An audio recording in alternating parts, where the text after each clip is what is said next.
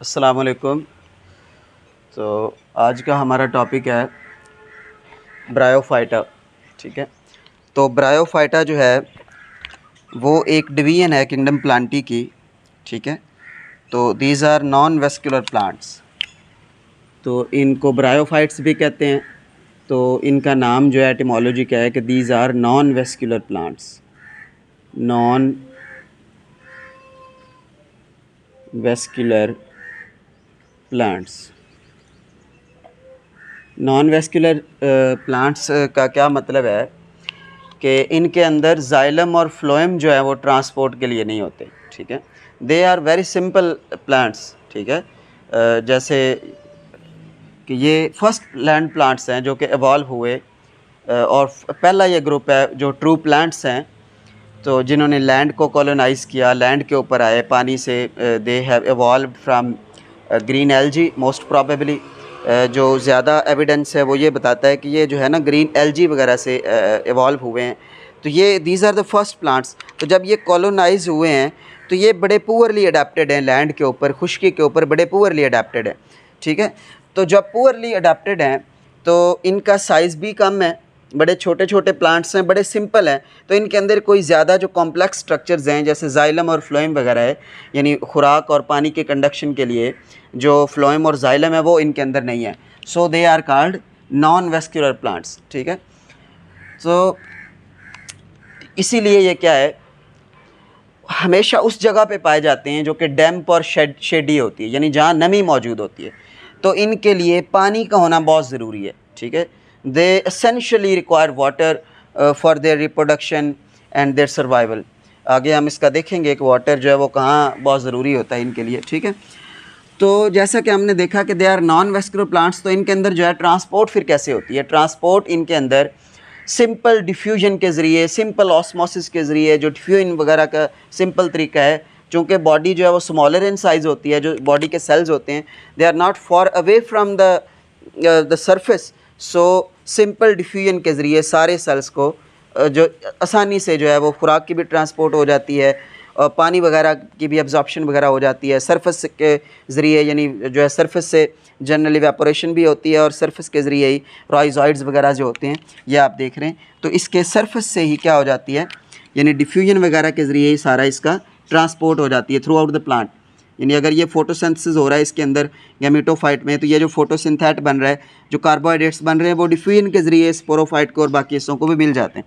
ठीक है, और एब्जॉर्प्शन कहाँ से होती है, राइजॉइड्स वगैरह के ज़रिए, जो रूट्स की तरह के स्ट्रक्चर्स हैं उनके ज़रिए, सिंपल डिफ्यूजन वगैरह के ज़रिए ही हो जाती है। ठीक है, तो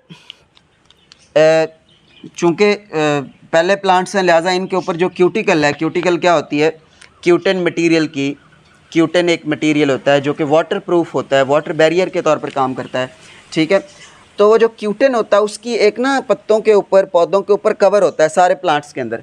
तो ये चूँकि पहला ग्रुप है, बड़ा सिंपल है, प्रिमिटिव हैं, सो इनके ऊपर या तो बहुत ही कम होती है या पुअर क्यूटिकल होती है या थोड़ी बहुत होती है। ठीक है, लिहाजा इसीलिए वाटर लॉस का चांस ज़्यादा होता है, चूँकि क्यूटिकल जो है वो इतनी ज़्यादा डेवलप्ड नहीं है।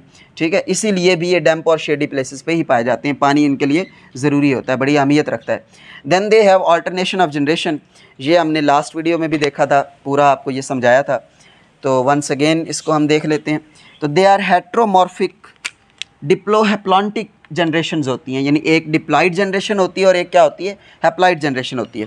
ठीक है, और हेट्रोमॉर्फिक होती हैं, यानी दोनों जनरेशन्स जो हैं वो एक दूसरे से क्या होती हैं, डिफरेंट होती हैं, मॉर्फोलॉजिकली क्या होती हैं एक दूसरे से, और जेनेटिकली भी they are different from each other. ठीक है, तो हम जी यहाँ से ये देखते हैं, ये वाला जो ग्रीन वाला आपको नज़र आ रहा है, ये ग्रीन जो इसकी जनरेशन या हिस्सा है, दैट इज़ ये गैमेटोफाइट है। ठीक है, ये गैमेटोफाइट है, और ये जो रेड वाला पोर्शन ऊपर जितने भी तीनों के ऊपर नज़र आ रहे हैं, दीज आर स्पोरोफाइट, तो स्पोरोफाइट फॉर एस। ठीक है, तो ये जो होता है गैमेटोफाइट जो है ये इसकी हैप्लॉइड जनरेशन होती है, ये याद रखना, ये हैप्लॉइड, और जो स्पोरोफाइट है वो क्या है, ये डिप्लॉइड जनरेशन है। ठीक है, स्पोरोफाइट का नाम इसलिए है कि ये स्पोर्स बनाती है और गैमेटोफाइट क्या बनाती है, गैमीट्स बनाती है। ठीक है, स्पोरोफाइट जो है वो अगले गैमेटोफाइट को बनाती है और गैमेटोफाइट पे दोबारा क्या बनते हैं, स्पोरोफाइट बनते हैं।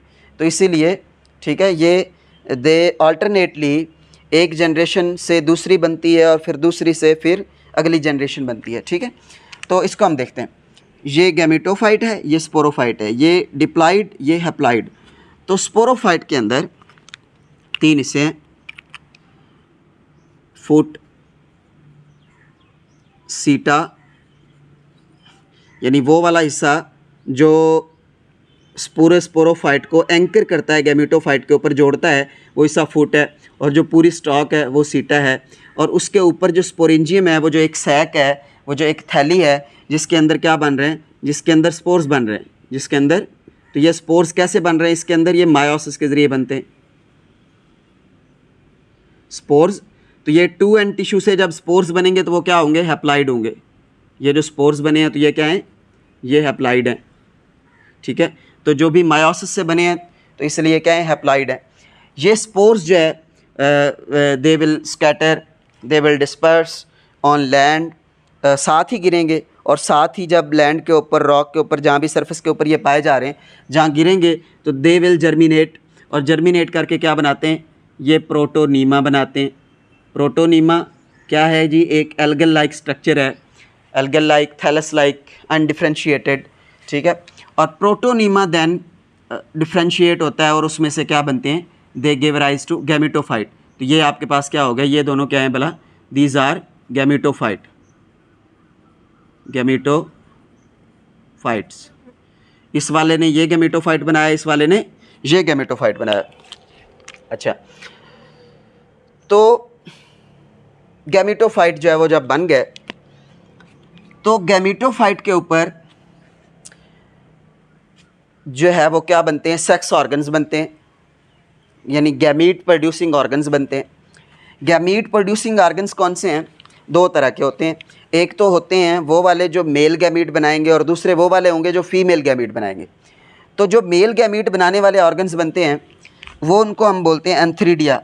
वो अगर अलग-अलग प्लांट्स पे बन रहे हैं तो ये मेल प्लांट के ऊपर बनेंगे, तो दिस इज़ मेल गैमेटोफाइट। ये आपके पास मेल गैमेटोफाइट है और ये वाला फीमेल गैमेटोफाइट है। ठीक है, अगर तो एक ही प्लांट के ऊपर बन रहे हैं तो फिर वो एक ही प्लांट के ऊपर बन रहे हैं, तो उनमें हम उस प्लांट को यानी मेल या फीमेल नहीं कह सकेंगे। ठीक है, तो अगर वो अलग-अलग प्लांट्स पे बन रहे हैं तो हम एक को मेल कहेंगे, दूसरे को फीमेल कहेंगे। ठीक है, तो मेल के ऊपर क्या बनेंगे, एंथ्रीडिया, दीज आर, ये एंथ्रीडिया हैं। इसकी डिटेल हमने लास्ट वीडियो में पूरी देखी है। और जो फीमेल गैमेटोफाइट के ऊपर जो सेक्स ऑर्गन्स बनेंगे वो क्या हैं, आर्चिगोनिया, आर्चिगोनिया। सिंगुलर हो तो एंथ्रीडियम, और ये अगर सिंगुलर हो तो आर्चिगोनियम। ठीक है, तो एंथ्रीडिया के अंदर क्या बनते हैं, स्पर्मेटोजॉइड्स या एंथ्रोजॉइड्स जिनको हम बोलते हैं, जिनको हम स्पर्म्स बोलते हैं। ये सारे के सारे ये क्या बन रहे हैं, ये स्पर्म्स बन रहे हैं। तो दीज आर, ये जो है ये आपके पास स्पर्म्स हैं, या एंथ्रोजॉइड्स या स्पर्मेटोजॉइड्स। और ये फीमेल गैमेटोफाइट के अंदर क्या बन रहा है, यहाँ पे एग बन रहे हैं। ठीक है, अब यहाँ पे एक बात याद रखनी है कि ये जो स्पर्म्स और एग्स बन रहे हैं ये किससे बनते हैं, ये माइटोसिस के ज़रिए बनते हैं। ये कौन सी डिवीजन से बनते हैं भाई, स्पर्म भी और एग भी, ये बनते हैं माइटोसिस के ज़रिए। ठीक है, तो माइटोसिस के ज़रिए बन रहे हैं। तो गैमेटोफाइट जो है वो हैप्लाइड हैं, तो उनसे आगे जो स्पर्म्स और एग्स बनेंगे वो भी क्या बनेंगे, वो भी हैप्लाइड होंगे। स्पर्म्स भी आपके पास हैप्लाइड हैं और जो एग बन रहे हैं वो भी हैप्लाइड हैं। अच्छा, जो एंथ्रोजॉइड्स या स्पर्म्स हैं वो ज़्यादा नंबर में बनते हैं, छोटे होते हैं। ठीक है, और मोटाइल होते हैं। जो एग होते हैं वो कम नंबर में बनते हैं। जनरली एक आर्चिगोनियम के अंदर सिर्फ एक ही एग बनता है और वहीं पे वो रहता है, और स्पर्म उसको आके वहाँ पे आके फर्टिलाइज़ करता है। ठीक है, तो स्पर्म जो है यहाँ से मूव करेगा और ये इसको आर्चिगोनियम के अंदर जाएगा, और जो एग पड़ा हुआ है उसको क्या करेगा, फर्टिलाइज़ करेगा। अब यहाँ पे मैंने आपको बताना है कि they are amphibians of plants, they are amphibians of, इनको हम कहते हैं कि they are amphibians of plants, कि इनके लिए पानी ज़रूरी होता है। इनकी रिप्रोडक्शन के लिए क्या होता है भाई, पानी ज़रूरी होता है। तो इसीलिए इनको हम क्या बोलते हैं कि these are amphibians of plants. Amphibians basically तो एनिमल्स का एक ग्रुप है ना, जिसमें आपके पास जो है वो फ्रॉग आता है, टोड आता है, सलमेंडर आता है, इस तरह के सारे। तो एम्फीबियंस कौन से एनिमल्स होते हैं? वो वाले एनिमल्स का, वर्टिब्रेट्स का वो ग्रुप है जिनकी जो लार्वल स्टेज है, यानी उनकी जो रिप्रोडक्शन है उसके बाद जो लार्वल स्टेज है वो पानी में गुजरती है, उसके लिए पानी का होना ज़रूरी होता है।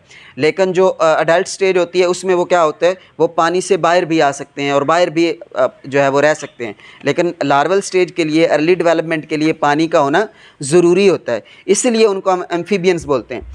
तो इन द सेम केस, चूँकि इनकी भी रिप्रोडक्शन के लिए पानी ज़रूरी होता है, इसलिए हम इनको क्या बोलते हैं? Amphibians of plants.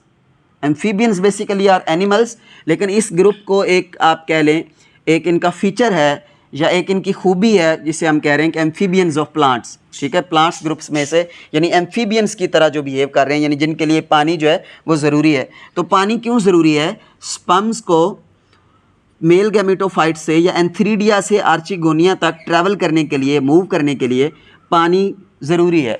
तो इसकी मूवमेंट, इसकी लोकोमोशन के लिए क्या है? पानी का होना ज़रूरी है। और पानी के साथ ये जो स्पर्म्स हैं ये अट्रैक्ट होते हैं टुवर्ड्स द एग, क्योंकि एग जो है वो कुछ केमिकल्स रिलीज़ करते हैं। तो लिहाजा ये जो मूवमेंट होती है ये कैसी होती है? Chemotactic movement. तो दे मूव कीमोटैक्टिकली। कीमोटैक्सिस एक मूवमेंट की किस्म है, यानी डायरेक्शनल मूवमेंट होती है टुवर्ड्स सम स्टिमुलाई। तो यहाँ पे स्टिमुलाई क्या होता है? स्टिमुलस क्या होता है? ये जो एग केमिकल्स रिलीज़ करता है, तो उनकी तरफ जो है वो स्पर्म्स जो है वो ट्रैवल करते हैं, अट्रैक्ट होते हैं, और स्पर्म जो है एग को फर्टिलाइज़ करेगा। और जब फर्टिलाइजेशन होगी तो हैप्लाइड एग और हैप्लाइड स्पर्म के मिलने से क्या बन जाएगा? आपके पास जाइगोट बनेगा। ठीक है, और चूंकि फर्टिलाइजेशन हुई है टू हैप्लाइड सेल्स की, तो ये क्या हो जाएंगे? डिप्लॉइड। ठीक है, जब डिप्लॉइड हो जाएंगे, जाइगोट जो है वो कुछ इनका रेस्ट पीरियड होता है, उसके बाद जाइगोट जो है वो क्या होता है? डेवलप होना शुरू हो जाता है वाया माइटोसिस। तो माइटोसिस के ज़रिए आगे ये डेवलप होके पूरा पहले फुट बनेगा, उसमें से सीटा, और सीटा के ऊपर फिर क्या बन जाएगा? कैप्सूल। तो पूरा गेमेटोफाइट के ऊपर अगेन क्या, नए गेमेटोफाइट के ऊपर आगे क्या बन जाएगा? एक नया स्पोरोफाइट बन जाएगा। तो it's all about heteromorphic diplohaplontic alternation of generations. तो ये सारे ब्रायोफाइट्स का जनरल लाइफ साइकिल तकरीबन इसी तरह का है। ठीक है, तो इनके स्ट्रक्चर और शेप के बारे में थोड़ा आगे देखते हैं कि कैसे हैं। ठीक है, तो सबसे पहले तो ये याद रखें कि जो इनकी गैमेटोफाइट जनरेशन है वो डोमिनेंट है। गैमेटोफाइट जनरेशन क्या है? ये डोमिनेंट है, इंडिपेंडेंट है, आज़ाद है, यानी वो उसको किसी से खुराक नहीं लेनी पड़ती, वो सॉइल के अंदर एंकर होती है, अपना फोटोसिंथेसिस कर रही है, पानी एब्जॉर्ब कर रही है, अपना वो सर्वाइव कर सकती है विदाउट स्पोरोफाइट। तो गैमेटोफाइट जो है वो डोमिनेंट जनरेशन है यहाँ पे। लेकिन आगे जैसे हम प्लांट्स में पढ़ते जाएंगे ना, जो अगले हायर जो ट्रैक्योफाइटा के ग्रुप्स आएंगे या जितने भी आगे एंजियोस्पर्म्स आएंगे, जिम्नोस्पर्म्स वगैरह, तो उनके अंदर ये जो पैटर्न है यानी डोमिनेंस का, ये बदल जाएगा। अल्टीमेटली हम एंजियोस्पर्म्स के अंदर देखेंगे कि जो स्पोरोफाइट है वो डोमिनेंट जनरेशन होती है। हमें जो एंजियोस्पर्म्स के जो ट्रीज़, प्लांट्स नज़र आते हैं तो वो स्पोरोफिटिक जनरेशन है। उनके फ्लावर्स के अंदर एक थोड़ी सी स्टेज आती है जो कि गैमेटोफिटिक होती है, तो ये पैटर्न बदल जाएगा। लेकिन यहाँ पे क्या है, चूँकि प्रिमिटिव है, यहाँ पे गैमेटोफाइट जो है वो डोमिनेंट जनरेशन है और इंडिपेंडेंट है। और स्पोरोफाइट क्या है? गैमेटोफाइट के ऊपर अटैच है और उसके ऊपर डिपेंडेंट है। ठीक है, इवन जब स्पोरोफाइट पूरा डेवलप हो चुका है देन भी वो गैमेटोफाइट के ऊपर अटैच्ड है, यानी इंडिपेंडेंटली वो सॉइल की या सरफेस के ऊपर नहीं पाया जा रहा, बल्कि वो उसके ऊपर डिपेंडेंट है अपनी प्रोटेक्शन के लिए, नरिशमेंट के लिए, सारी चीज़ों के लिए। तो स्पोरोफाइट जो है वो डिपेंडेंट जनरेशन है, लेस कॉन्स्पिकुअस है, ये डोमिनेंट है, कॉन्स्पिकुअस है और इंडिपेंडेंट है। ये आपको समझ आ गया कि डोमिनेंट कौन सी है और जो है वो नॉन डोमिनेंट कौन सी है। तो स्ट्रक्चर एंड शेप जो है, अगर हम गैमेटोफाइट की बात करें, स्पोरोफाइट में तो जो है वो कोई लीफ लाइक या इस तरह की स्ट्रक्चर्स नहीं होती हैं। अगर हम गैमेटोफाइट की बात करें तो गैमेटोफिटिक चूँकि डोमिनेंट है तो उसकी हम बात करते हैं, तो वो थैलस लाइक भी हो सकती है, थैलस लाइक भी हो सकती है और डिफरेंशिएटेड भी हो सकती है। ठीक है। तो थैलस लाइक का मतलब होता है कि उसके अंदर रूट लाइक या स्टेम लाइक यानी कोई डिफ्रेंशिएशन नहीं है, बस ऐसे ही थैलस लाइक जैसे हमने प्रोटोनीमा की बात की है तो उसमें हम डिफ्रेंशिएट नहीं कर सकते कि ये पत्ते की तरह की स्ट्रक्चर है, ये स्टेम की तरह की है या रूट की तरह की है। लेकिन जो थोड़े डिफ्रेंशिएटेड होते हैं उनके अंदर आप कह सकते हैं कि ये रूट लाइक स्ट्रक्चर्स हैं, उनको हम राइजाइड्स जैसे बोल देते हैं, और जो कुछ लीफ लाइक होती हैं उनको हम स्केल्स बोल देते हैं, ठीक है, लीफ लाइक। इसी तरह स्टेम लाइक स्ट्रक्चर हो सकती है, स्टेम लाइक। लेकिन याद रखना है कि इनके अंदर ट्रू रूट भी नहीं होती, ट्रू लीफ भी नहीं होता और ट्रू स्टेम भी नहीं होता। क्यों? क्योंकि they are non vascular plants. उनके अंदर चूँकि जाइलम और फ्लोएम नहीं होता, लिहाजा उनको हम ट्रू रूट, लीफ या स्टेम नहीं कह सकते, क्योंकि ट्रू लीफ या ट्रू स्ट्रक्चर्स के होने के लिए ज़रूरी होता है कि उनके अंदर जाइलम और फ्लोएम पाया जाए। तो अल्टीमेटली फाइनली वो कंक्लूड करते हैं, इसके की वर्ड्स अगर आप याद रखें तो दे आर वेस्कुलर सिस्टम इनके अंदर एब्सेंट है, गैमेटोफाइट डोमिनेंट है, sporophyte attached to gametophyte and they are homosporous. Homosporous means they produce one type of spores. अगले पौधों में हम देखेंगे कि वो ना हेट्रोस्पोरस होते हैं, कुछ माइक्रोस्पोर्स और मेगास्पोर्स बनाते हैं, कुछ स्पोर्स बड़े बनते हैं, कुछ छोटे बनते हैं। यहाँ पे जो सारे स्पोर्स बन रहे हैं वो एक ही तरह के बन रहे हैं, तो दे आर कॉल्ड होमोस्पोरस। ठीक है, उम्मीद करता हूँ आपको ये बड़ी अच्छी समझ आई होगी। बहुत शुक्रिया।